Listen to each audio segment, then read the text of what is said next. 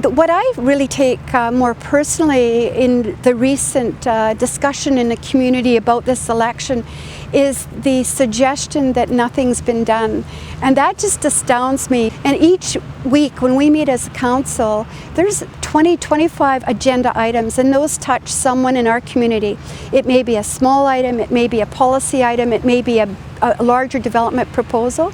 So, you know, it astounds me when people think that nothing's been done, and and I think that part of that is our communication. It's a real challenge.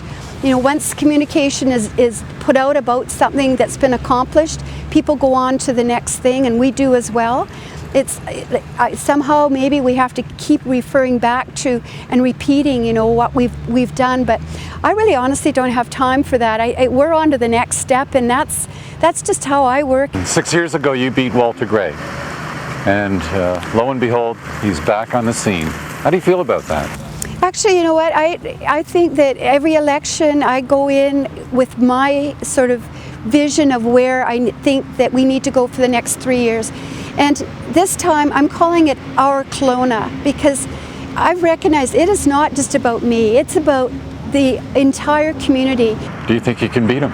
I just put forward my platform. You made reference to the business community. Ironically, it's the business community, or at least in part, the forchange.org group that is actually calling for 4 councillors to be defeated. How do you feel about that? Well, you know, it's very different approach that I think our community has witnessed. And, you know, these individuals and my council colleagues well, certainly one of them only since the by-election, but you know, the majority of time we've been together for 3 years. They've worked very hard on behalf of the community. They've also, they were elected, duly elected. They ran their own campaigns. This community selected those individuals, and I think it's this community that will make the call whether those individuals should be at the table or not.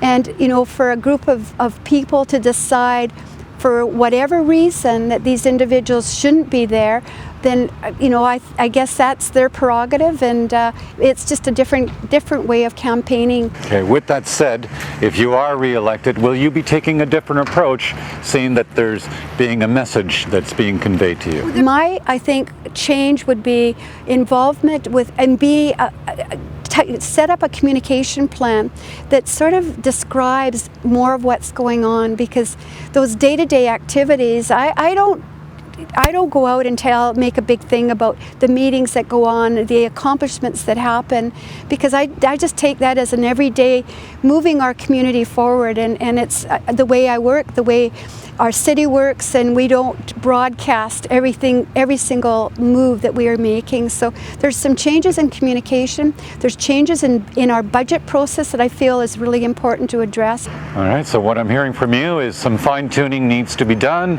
but stay the course. Staying the course in the sense of the vision of the community, and it really is. I mean, that has set the stage. There are things that, a whole long list of things that I certainly have identified that need to be done, including the RCMP contract. That's going to be the first thing on the agenda. The transit, we've put forward a plan for a whole different model with transit and our relationship there. So that is something else that's going to have to be worked on. Our planning, you know, continues. Our downtown Bernard Avenue, I'm assuming, is going to go ahead. Okay, Mayor Sharon Shepherd, thanks for doing this. Good luck in November. You're welcome. Thank you very much.